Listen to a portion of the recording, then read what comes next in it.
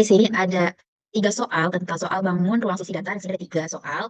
Nah, dari soal-soal ini kita selesaikan menggunakan yaitu aplikasi komputer Autograph. Nah, untuk soal pertama kita ada soal itu diketahui kubus A, B, C, D, E, F, G, H dengan panjang rusuk 8 cm, jarak titik H ke garis AC. Nah, berarti di sini kita cari itu adalah jarak dari titik H ke garis AC. Oke, kita buka dulu autografnya. Kita buka autografnya. Nah, di sini ada tampilan dari autografnya itu sendiri. Pertama, kita klik itu adalah New 3D Graph Page.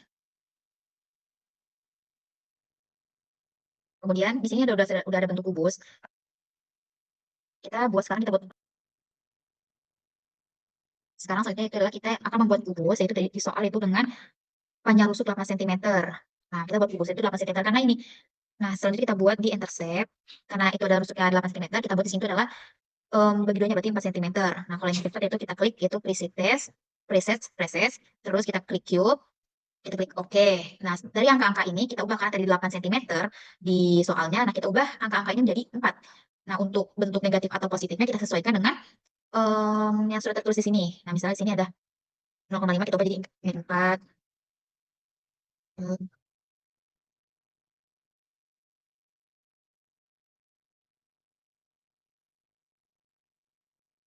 Ada angkanya.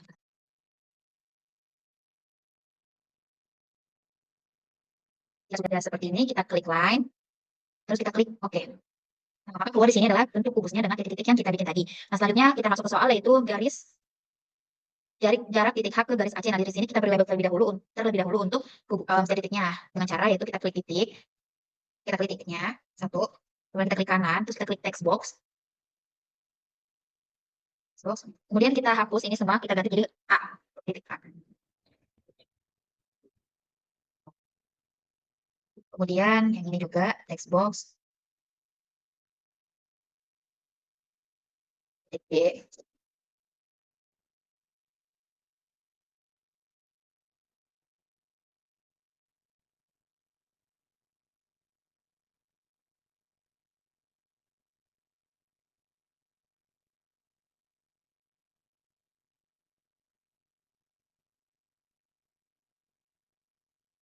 Seperti ini dengan label-label di titiknya. Nah, kemudian di soalnya itu adalah menghubungkan dari titik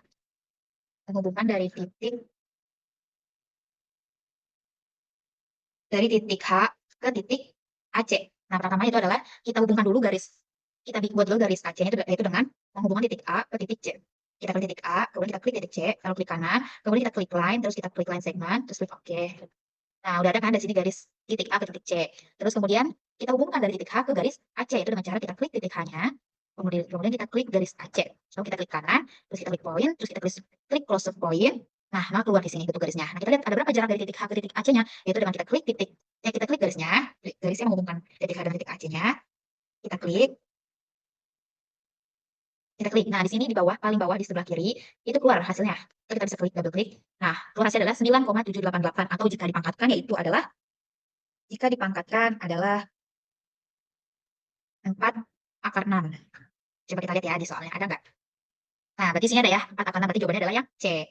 Nah, untuk yang soal yang kedua, diketahui kubus A, B, C, D, E, F, G, H dengan panjang rusuk 6 cm. Jarak antara titik B dan titik E adalah, nah, untuk penyelesaian soal nomor 2 ini sama seperti penyelesaian nomor 1. Kita kembali lagi ke autografnya. Di sini saya sudah membuat kubusnya dengan ukuran tadi itu 6 cm, rusuknya itu 6 cm. Coba kita cek dulu ya. Kita cek dulu, kita double klik untuk melihat intercept. Dari intercept ini tuh benar nggak kalau misalnya itu di itu 3 cm, karena kan dibagi 2. Sini dilihat kalau misalnya bentuknya itu adalah rusuknya itu adalah 3 cm titik-titiknya. Kemudian kita masuk ke soal. Itu soalnya itu dari titik B ke garis EG. Nah, caranya sama seperti tadi, kita hubungkan atau kita buat garis dari titik E dan titik G. Kita klik titik E, kemudian kita klik titik G, terus kita klik kanan, kita klik line, terus line segmen.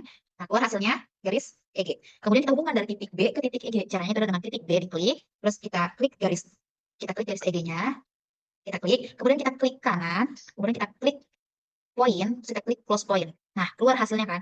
Nah, keluar nih garis dari titik B ke titik E ke garis EG. Nah, kita mau tahu nih berapa jaraknya. Sama seperti tadi, kita klik garis yang menghubungkan tadi, yang kita cari. Kita klik, nah keluar di sini hasilnya di bawah. Kita bisa klik 2 kali. Hasilnya adalah 7,348. Atau kalau misalnya kita pangkatkan ya, itu menjadi 3 akar 6. Coba kita lihat di soalnya apakah ada jawabannya. Ya, yang A. Berarti jawabannya adalah 3 akar 6 cm. Nah, untuk soal yang ketiga, diketahui kubus A, B, C, D, E, F, G, H dengan panjang rusuk 2 cm, P adalah titik tengah HG, Q titik tengah FG, dan R titik tengah PQ. Jika BS adalah proyeksi BR pada bidang A, B, C, D, maka panjang BS sama dengan titik-titik CM. Nah, kita buka lagi autogramnya. Nah, kita di sini panjang rusuknya ada cm, maka kita masukkan ke interceptnya itu adalah 1. Coba ya. Di sini saya sudah membuat. Coba kita lihat. Cara untuk mau melihat interceptnya itu kita bisa klik, double klik. Nah, di sini keluar. Nah, di sini interceptnya itu adalah 1. Udah saya ubah. Terus kita klik line, terus kita klik OK. Nah, bentuknya maka seperti ini.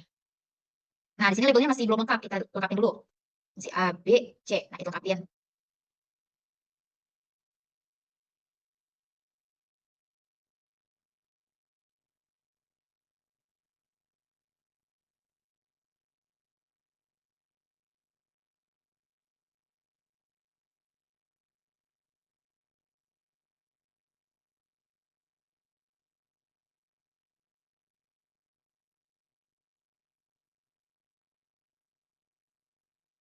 Nah, di sini sudah ada label-labelnya. Nah, kita balik lagi ke soal. Nah, ini label-label ada ya dari setiap titik. Kita masuk ke soal. Pertama adalah buat yang pertama. Kita dulu soalnya P ada titik tengah dari HG. Berarti ya, bikin dulu adalah garis HG. Kita bikin dulu garis HG. Dengan cara mengklik titik G dan titik H. Terus kita klik kanan, kita klik line, dan segmen. Nah, di sini ada disuruh titik tengahnya. Soal ini agak berbeda ya. Dengan di sini ada titik P adalah titik tengah HG. Nah, kita buat titik tengahnya. Bagaimana cara dengan titik tengahnya? Itu kita klik titik H dan titik G, terus kita klik poin. Kita klik midpoint. Nah, di sini ada titik P. Kita label. Label titik P. Sudah ada. Nah, yang kedua, perintah selanjutnya yaitu nih, titik FG, titik Q, titik tengah dari garis FG. Berarti kita buat garis FG. F dan G. Kita klik titik F, kita klik titik G-nya, klik kanan, terus klik line segment. Nah, karena di sini tadi disuruh buat titik Q, maka kita buat titik tengah. Dengan cara itu kita klik titik F, titik G, terus kita klik midpoint. Atau juga bisa langsung dibuat, tanpa harus buat garis, langsung aja titik F dan titik G, langsung klik midpoint, terus midpoint. Titik Q.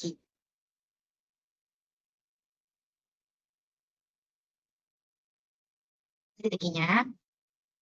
Selanjutnya, dan R dan titik tengah PQ. Nah, kita buat titik tengah titik R dari titik PQ.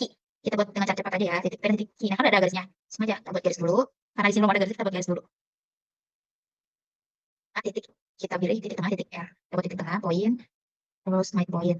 Nah, ini sebagai titik tengahnya titik R.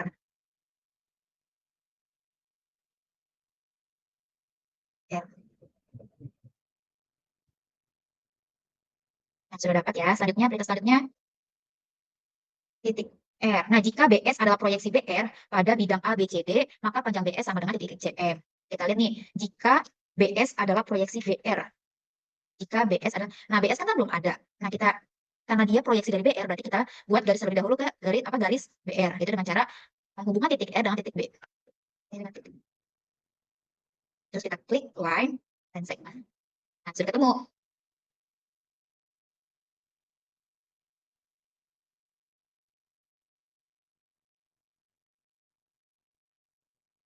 Sama R.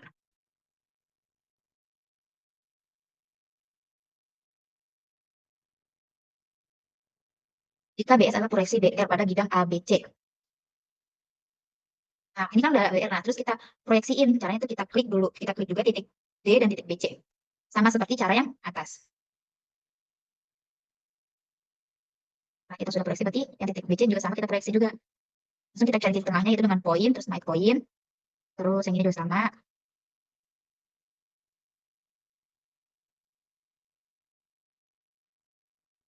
Poin. Nah, ini sudah ada. Nah, lalu kita hubungkan dari titik. Nah, ini kita hubungkan untuk membuat titik tengah agar sama seperti titik R. Kita klik titik tengah dari titik BC dan titik B dan C. Titik tengah BC. Klik. Terus kita buat line. Lalu kita buat titik tengahnya. Kita klik titiknya. Terus klik poin. Nah, keluar nih titik tengahnya. Nah, kita kasih dia nama S, titik S.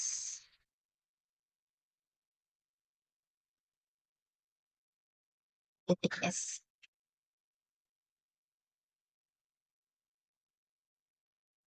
Nah, kita kan tadi disuruh memproyeksikan dari titik BR dan titik BS. Nah, BS-nya udah dapat, BR-nya juga dihubungkan. Nah, sekarang kita hubungkan dari titik BS untuk menjadi garis BS.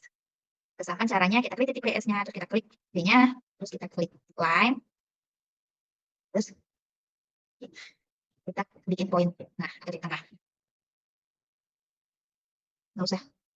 Nah, ini udah dapet nih garis BS-nya. Nah, terus kita lihat berapa hasil, berapa jarak dari titik BS. Jika BS adalah posisi BR pada bidang ABCD, maka BS sama dengan, nah kita lihat nih BS sama dengan, berarti BS sama dengan, karena kita nggak bisa cari titik tengah ya. Kita klik titik BS, dapat garis BS-nya. Nah, sudah keluar. Dari titik B dan titik S itu adalah 1,581. Kita bisa lihat di soalnya, 1,581 itu sama aja dengan 1,2 akar 10.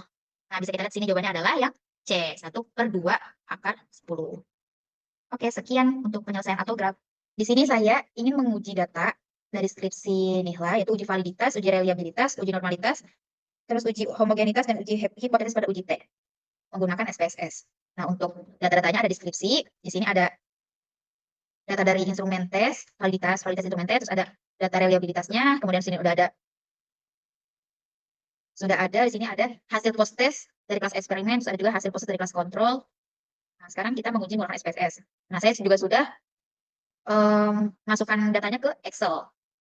Selanjutnya kita coba uji validitasnya itu.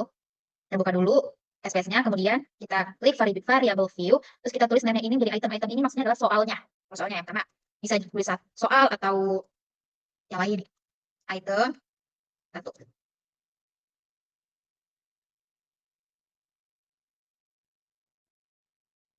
Dua, dua.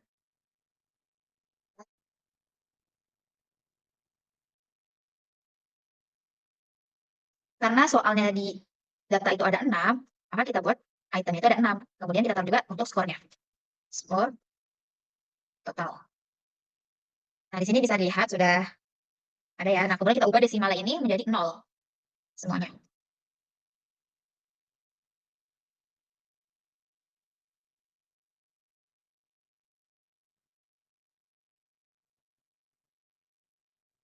Untuk measure-nya kita ubah menjadi scale. Semuanya kita ubah.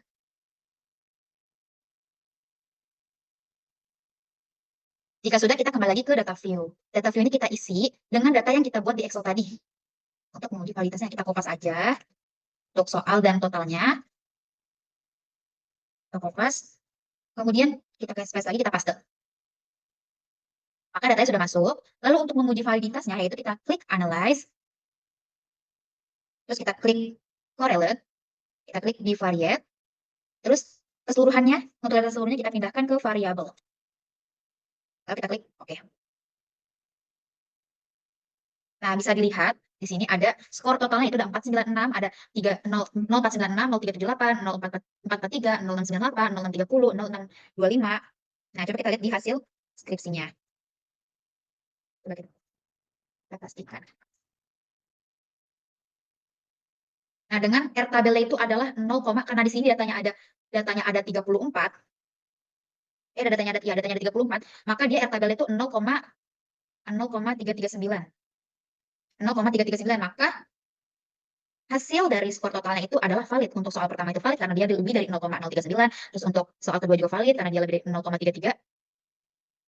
0,339. 0,339 ya, lebih dari 0,39. Terus ini yang soal 3 juga, soal 4, soal 5, maka soal 5, soal 6, maka semua soalnya itu adalah valid. Berarti untuk uji validitas instrumen tes untuk soal nomor 1 sampai nomor 6 adalah valid. Kemudian sekarang kita cek untuk reliabilitasnya. Itu kita lanjut aja pakai data yang tadi di SPSS tadi. Lalu kita klik Analyze. Lalu kita klik Reliability Analysis. Reliability Analysis.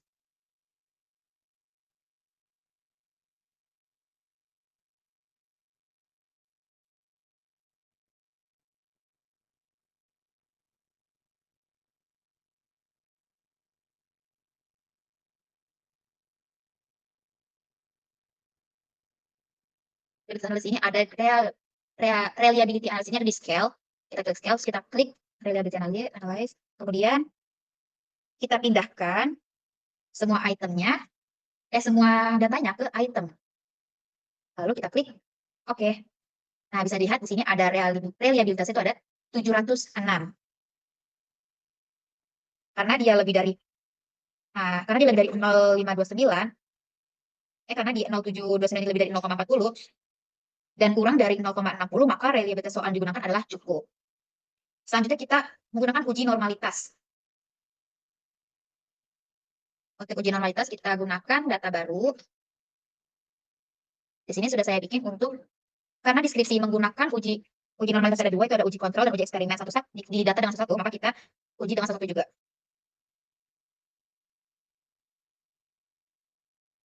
Ini kita buka, kita cek kelas eksperimen terlebih dahulu, kita ambil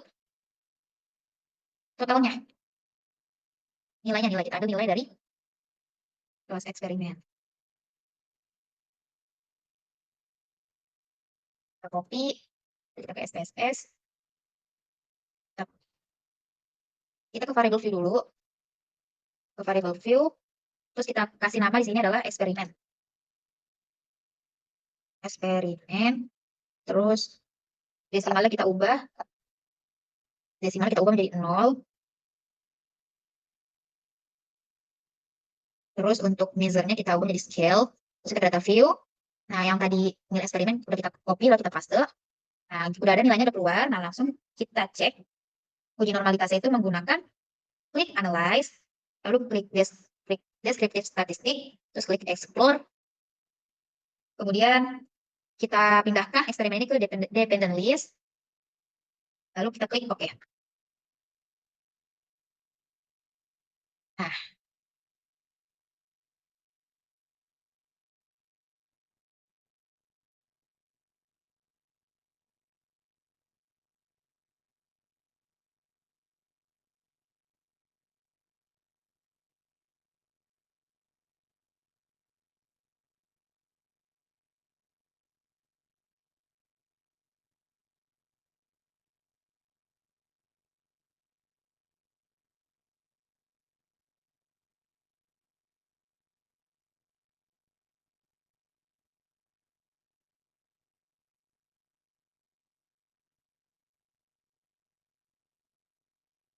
Nah, datanya sudah masuk. Kemudian untuk menguji uji normalitas eksperimen, yaitu kita klik analyze, terus kita klik descriptive statistic, terus kita klik explore.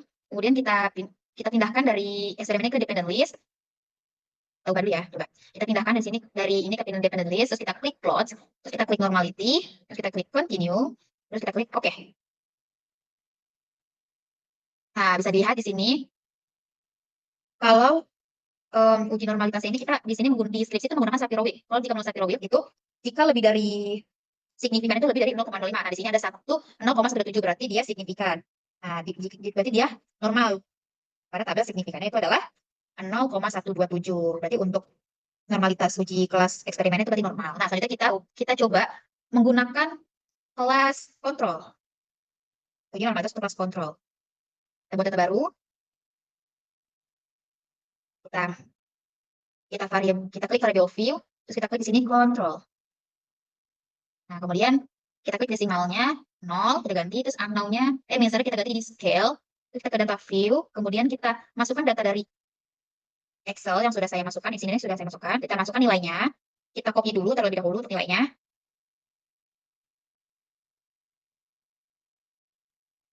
Kita copy, kemudian kita kopas. Caranya sama, kita klik analyze, kita klik descriptive statistic, kita klik explore, terus kita pindahkan kelas kontrol ini ke kelas dependent list, terus kita klik plot, kemudian kita klik normality plots with test, kita centang, terus kita continue, kita klik OK. Nah, bisa kita lihat di sini signifikannya adalah 0,134. Karena dia lebih dari 0,05, maka kelas kontrol ini adalah normal. Dikatakan normal. Itu untuk kelas kontrol dan kelas menguji uji normalitas untuk kelas kontrol dan kelas eksperimen. Selanjutnya kita menguji homogenitas. Itu kita buat lagi file barunya, data baru. Kita buat data baru. Kemudian kita klik variable view.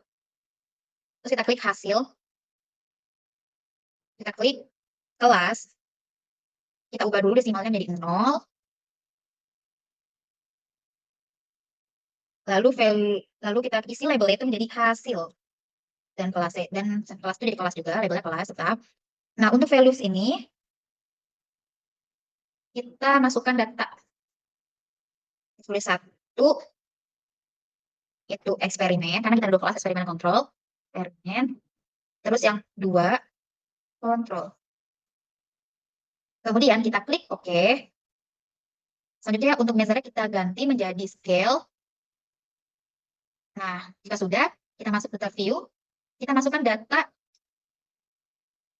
dari seluruh kelas eksperimen, kelas kontrol. Nah, kita copy dulu untuk kelas eksperimen. Kelas eksperimen kita jadi kode 1, kelas 1. Jadi untuk kelas eksperimen kasih kita kode 1 ya. Copy SS-nya, kita paste. Nah, yang kelas eksperimen ini jadi kelas 1. Nah, selanjutnya kelas kontrol menjadi kelas 2. Sini saya sudah masukkan.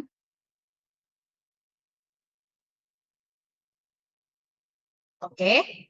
Kemudian kita balik lagi ke SPSS. Kemudian kita klik di bawah kelas eksperimen. Nah, di sini sudah ada ya data untuk eksperimen, untuk kelas 1 ini eksperimen, dan kelas 2 ini adalah kontrol. Nah, selanjutnya untuk menguji homogenitasnya, yaitu dengan cara kita klik analyze, lalu kita klik compare means and proportion. Karena di skripsi menggunakan one way ANOVA atau uji ANOVA satu jalur, maka kita tes dengan one way ANOVA. Nah, di sini kita klik one way ANOVA. Nah, kita pindahkan untuk hasil, kita pindahkan ke dependent list, dan kelas kita pindahkan ke faktor. Kemudian kita klik option dulu, kita centang homogeneity of variant test. Kemudian kita klik continue, kemudian kita klik OK. Nah, di sini bisa terlihat ya, di sini ANOVA. Bisa terlihat kalau ANOVA-nya ini lebih dari, bisa lihat signifikannya sini 0,14. Berarti kalau 0,14 itu lebih dari 0,05. Yang mengatakan jika kalau menggunakan uji ANOVA akan homogen jika nilai signifikannya itu lebih dari 0,05. Nah, maka untuk homogenitas kelas kontrol dari eksperimen ini yaitu merupakan berarti gitu disimpulkan bahwa variasi kelas eksperimen kontrol itu adalah homogen gitu. Nah, kita akan menguji hipotesis pada uji T, yaitu dengan data yang sama seperti dengan uji homogenitas. Selanjutnya kita untuk menguji hipotesisnya, kita klik analyze. Kemudian kita klik compare means and proportion. Karena di sini yang digunakan itu adalah uji T. Maka kita klik itu adalah independent sample t-test.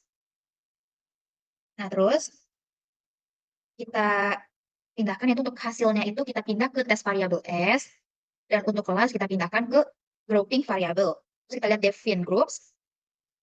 Jika sudah, ini grup 1, grup 2, kita klik continue, terus kita klik OK. Nah, maka di sini keluar hasil dari uji hipotesis pada uji T. Nah, ini uji T. Nah, kita lihat di sini nilai signifikannya itu adalah 0,002. Nah, pada uji T yaitu adalah untuk jika signifikannya ini kurang dari 0,05, maka H0 itu ditolak, H1-nya diterima. Nah, bisa dilihat di sini ada 0,02, itu kurang dari 0,05, maka hasilnya, maka H0 itu ditolak, H1-nya diterima. Gitu. Oke, sekian yang saya sampaikan untuk pengecekan data dari skripsi Nihla. Sekian dari saya. Wassalamualaikum warahmatullahi wabarakatuh.